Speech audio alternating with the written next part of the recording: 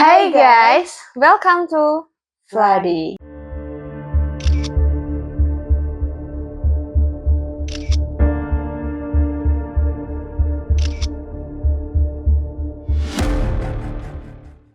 Dimana ini adalah segmen baru dari Vlogcast.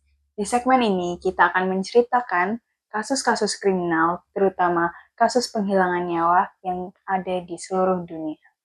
So, nggak usah nunggu lama-lama lagi. Murder, We are. Coba kamu bayangin, kamu lagi bersih-bersih, terus tiba-tiba kalian nemu kepala dan tangan manusia di dalam lemari. Serem banget kan? Nah, itu yang dialamin Terry, seorang ibu dari anak laki-laki yang bernama Brian Cohy di Colorado, Amerika Serikat. Jadi, si ibu Terry ini punya anak laki-laki bernama Brian Cohy Jr. yang lahir pada tanggal 10 Januari tahun 2002. Brian merupakan anak pertama dari dua bersaudara.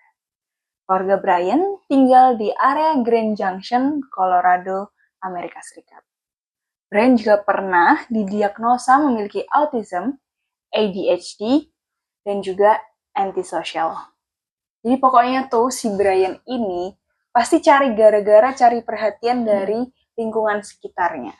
Dia juga pernah diskors, bahkan ditangkap karena bikin offensive jokes dan juga bikin temennya yang punya PTSD itu kena panic attack.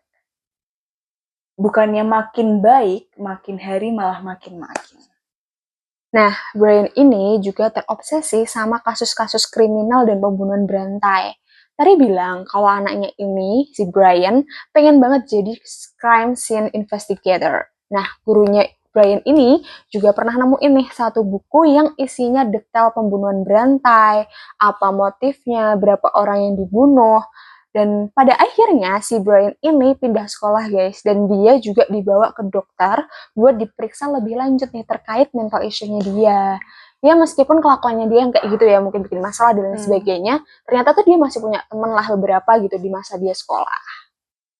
Setelah lulus, Brian ini juga sempat kerja di Safeway. Jadi itu kayak grocery store. Mungkin kayak ada Superindo gitu kalau di sini. Nah, buat disclaimer juga, si Terry dan Brian Senior ini udah bercerai dan pisah rumah. Namun, rumahnya si Brian Senior ini juga nggak jauh-jauh dari rumahnya si Terry. Tapi si Brian Junior, ini lebih sering tinggal sama si Terry. Dan juga Terry punya daycare di rumahnya, jadi buat ngurusin anak-anak kecil gitu ya, semacam penitipan anak. Sedangkan si Brian Senior adalah founder dari Grand Junction Save a Life Jacket Program atau perusahaan pelampung. Pada tanggal 28 Februari 2021, sekitar jam 1 atau jam 2 dini hari gitu, Brian ini parkir mobil di boot ramp. Jadi boot ramp tuh kayak bagian sungai yang agak landai, biasanya tuh buat perahu sandar. Nah, tapi mobilnya Brian ini tuh nyemplung ke sungai Colorado. Habis itu panik kan dia, nelpon lah orang tuanya buat bantu dia, terus otomatis ortunya juga nelpon polisi kan. Nah, saat itu polisi nyampe nih, ketika udah nyampe tuh dia bertanya-tanya kan, kok bisa mobil tuh nyemplung di situ, apalagi malam-malam kan jam 1 jam 2 kayak gitu. Sangat-sangat dipertanyakan kan. Polisi ini kan bertanya-tanya kan ke Brian. Si Brian juga udah jawab tuh. What were you doing down here, bud? Well, I felt like I needed to get out, and I figured, why not park here and just relax a little bit? relax and think. Okay. And I parked on the boat ramp. Aku udah berusaha buat ngendaliin setir mobilku, tapi nggak bisa buat balik lagi ke arah boot ramp. Dan akhirnya mobilku terperosok ke sungai. Ya udah dia berusaha buat keluar kan, tapi ya gimana, udah basah kuyup, udah terlanjur nyemplung ke sungai kan. Nah, terus ya udah kan, polisi kayak mikirnya ya ini kayak hal konyol aja lah gitu yang dilakuin sama bocah 19 tahun gitu kan. Nyetir habis itu nyemplung ke sungai. Dan lucunya lagi adalah si Brian Senior atau bapaknya si Brian ini tuh punya perusahaan pelampung kan tadi. Jadi kan kayak malu banget kan tuh si bapak. Terus singkat cerita nih, si Terry itu nelpon beberapa perusahaan towing atau mobil derek gitu. Cuman kayak perusahaan mana yang buka jam segitu gitu kan, subuh-subuh apakah ada yang buka. Tapi akhirnya nih polisi dapatlah satu derekan mobil yang bisa bantu mereka buat ngeluarin mobil Brian ini dari sungai. Sambil nunggu towingnya datang, si Brian Senior dan Terry ini dipersilahkan buat ninggalin area Sungai Colorado buat ngedrop si Brian Junior buat ganti baju karena udah basah kuyup kan tadi. Tapi mereka berdua juga harus balik lagi ke sungai buat ngurusin mobilnya. Tiba-tiba pas si towing ini berusaha narik mobilnya Brian, polisi ini notice ada merah-merah kayak bercak netes-netes dari bumper belakang mobilnya Brian. Nah, oleh mereka mikir kalau itu darah. Hey, quick question for you. Sure. So the back bumper, I don't know, you can probably see it from here. It's a lot of red on the back of that, dripping down it all a little bit. But underneath the license plate, a little area right there. Okay. Okay. A lot of red, which means looks like blood.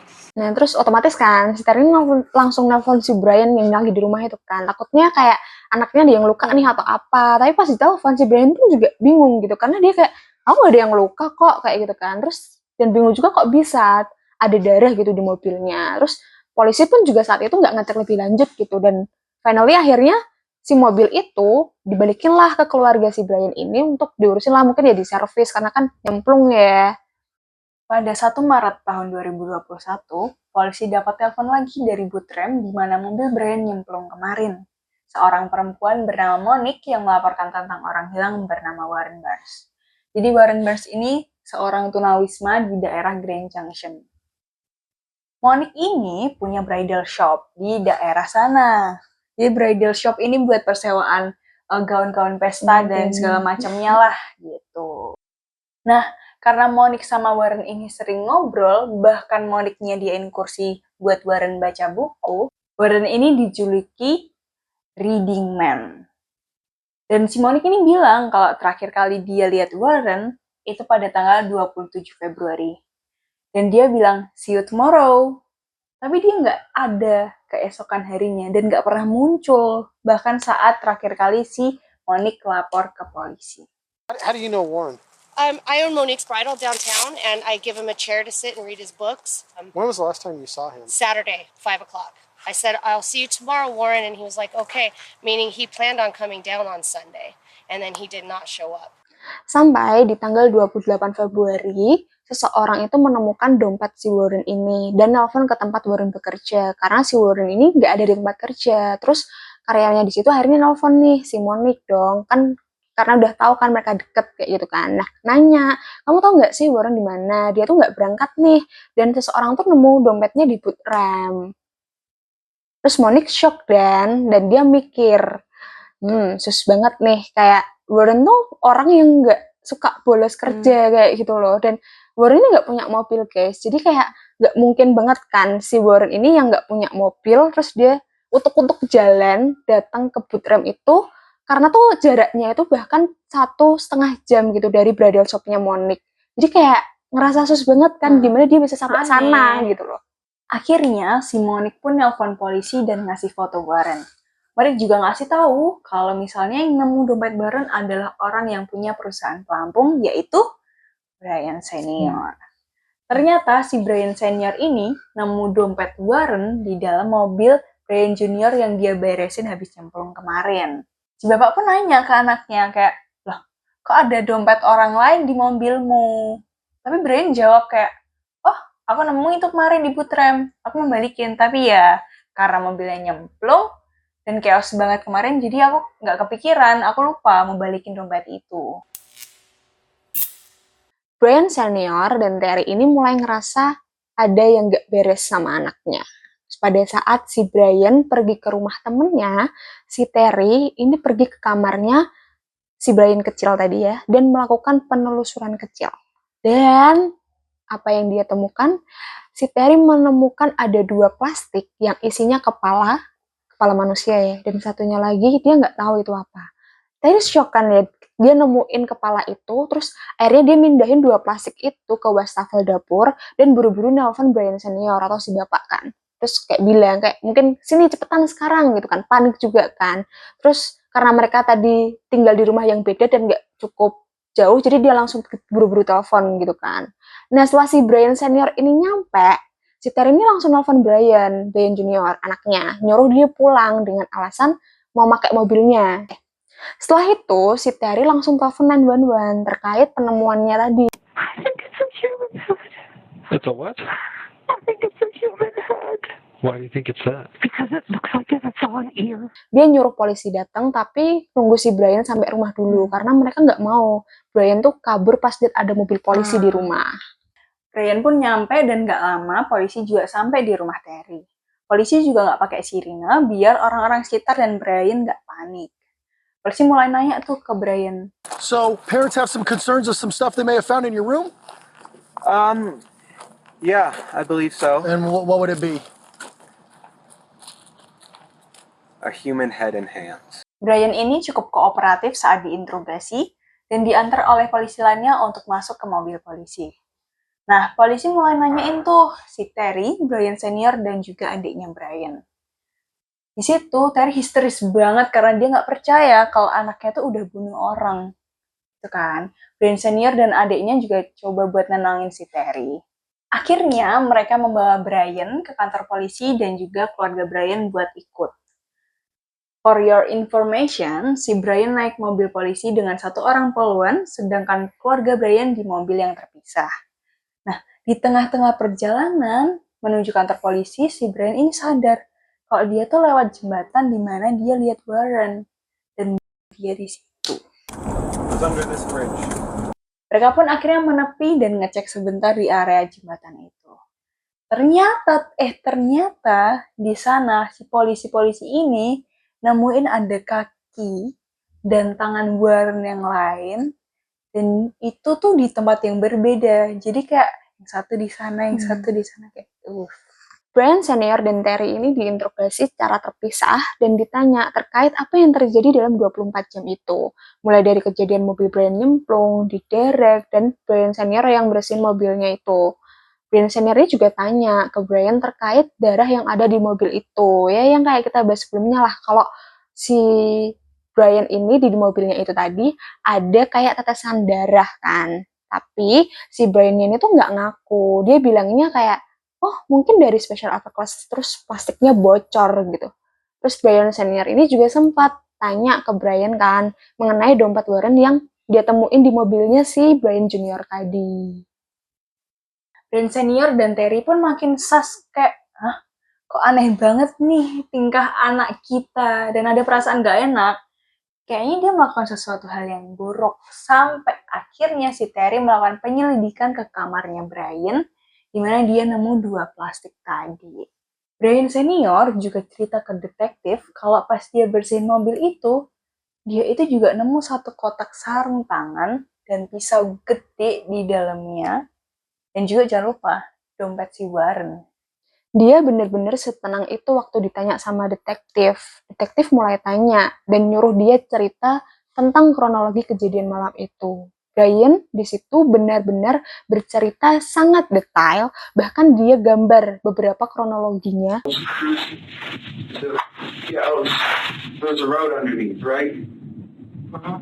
Under the overpass. And I was driving along, and I see a shape here on the railway tracks. So I'm like, oh, interesting. Jadi dia benar-benar memperagakan gitu gimana dia si Warren, terus gimana dia cara melakukan penghabisan nyawa itu sama si Brian ini. Jadi kayak bener-bener psycho banget sih. Nah, dia mulai cerita kalau di tanggal 27 Februari sekitar jam 11 malam, dia tuh nyetir mobil muter-muter gitu. Sampai akhirnya di jembatan, Brian ini lihat seorang tunawisma lagi tidur. Nah, tunawisma ini ya bukan lain lagi si Warren. Akhirnya dia ngedeketin Warren. They would have seen me holding a bloody 12-inch knife, wearing gloves, and wearing a mask to conceal my identity, face mask. Di situ, Brian mulai menembak Warren di bagian kepala dan leher berkali-kali. Ya, Warren yang udah tua juga nggak bisa melakukan perlawanan yang berarti. Warren juga sempat teriak, kamu ngapain? Kamu ngapain? Kenapa kamu ngelakuin ini ke aku? Tapi ya Brian cuma jawab, aku udah pengen ngelakuin ini dari lama. Ngelakuin ini tuh dalam arti menghabisi nyawa seseorang ya. Dia terus Warren di beberapa bagian tubuh lainnya sampai akhirnya Warren udah nggak bernafas lagi. Setelah itu, Brian naruh kepala Warren ke dalam box pizza dan tangannya ke dalam plastik. Dan dia nyetir balik ke rumah, ninggalin badan Warren di lokasi kejadian. Sampai di rumah, Brian bersih-bersih, nyuci baju yang kena darah. Dia pun nyimpen kepala dan tangan Warren di dalam lemari bajunya. Udah selesai semua, Brian rebahan lah kan, capek ya mungkin. Makin lama makin gelisah dan kepikiran, bahkan takut kalau ada orang yang nemu jasad Warren di sana. Brian pun memutuskan buat balik lagi ke tempat kejadian, yaitu di bawah jembatan. Sampainya Brian di sana, dia langsung masukin jasad si Warren ke dalam mobilnya dan nyetir ke sungai. Kenapa nyetir ke sungai? Karena dia mau buang jasad Warren ke sungai tersebut. Setelah berhasil buang jasad Warren ke sungai itu, dia mau balik lagi ke rumah. Tapi mobilnya tuh nyangkut di boot ramp itu dan akhirnya terperosok deh ke sungai tadi. Sampai akhirnya dia mobilnya itu diderek lah. Kan ketemu sama orang tuanya tadi, dia nelfon dan derek lah itu. Setelah penyelidikan lebih lanjut, ternyata ditemukan Brian ini pernah searching beberapa topik terkait penghabisan nyawa, kayak gimana menghilangkan jejak bukti biologis, terus kalau dilukai di leher itu atau enggak. Terus dia juga menghapus data dari HP-nya dia. Tapi beruntungnya pihak polisi ini berhasil mulihin datanya dan di situ ditemukan di HP-nya Brian ada juga foto-foto TKP, bahkan foto korban juga ada di situ. Setelah interogasi dan persidangan yang cukup panjang, Brian yang awalnya dinyatakan tidak bersalah karena keterangan dokter terkait mental issue-nya dia, tapi semua tuntutan itu nggak diterima sama juri yang ada di sana. Brian diputuskan bersalah atas pembunuhan tingkat pertama, perusakan mayat, dan upaya penghilangan barang bukti. Akhirnya di bulan Februari tahun 2023, Brian dijatuhi hukuman penjara seumur hidup tanpa kemungkinan pembebasan bersyarat. Brian dipenjara di fasilitas pemasyarakatan Buena Vista di Colorado Springs, Amerika Serikat. Pada bulan November 2021, sebuah patung peringatan logam untuk Warren dibangun oleh tim Navin di dekat toko tempat ia menghabiskan sebagian besar waktunya. Patung tersebut merupakan replika kursi yang ia duduki dan didirikan dekat tempat ia berada biasanya untuk membaca buku. Jadi gitu guys, cerita dari Brian Kohi Jr. Umur 19 tahun ya, tapi Gila dia sih. sudah melakukan pembunuhan terhadap orang yang ibaratnya nggak kenal kan, kayak random aja gitu, dia ketemu orang langsung gitu kan, kayak dimanapun tempat kita berada tuh sebenarnya tuh nggak ada yang aman ya, jadi ya kita banyak-banyak berdoa aja kali ya supaya dimanapun kita berada, aktivitas kita kayak gimana pun kita tetap dijauhkan tuh dari hal-hal jahat yang mungkin aja bisa terjadi kapanpun, dimanapun, dengan siapapun. Nah, kita nggak akan tahu. We never know. Jadi tetap hati-hati ya. Be safe. Nah, itu guys, kasus dari Brian Kohi Jr. yang melakukan pembunuhan terhadap seorang tunawisma bernama Warren Burns. Menurut kalian, gimana sih kasus ini? Kalian bisa tulis komentar dan tanggapan kalian di bawah ya. Jangan lupa untuk pantengin terus sosial media kita untuk ikutin kasus-kasus lain tentang cerita-cerita pembunuhan ini. Kalian bisa pantengin kita di YouTube, TikTok, Instagram, Spotify. Kalian cari aja Talk with Vlogcast. Dan cek terus, kita akan upload konten-konten baru, kasus-kasus baru tentang pembunuhan ini. Jadi stay tune terus ya. Dah.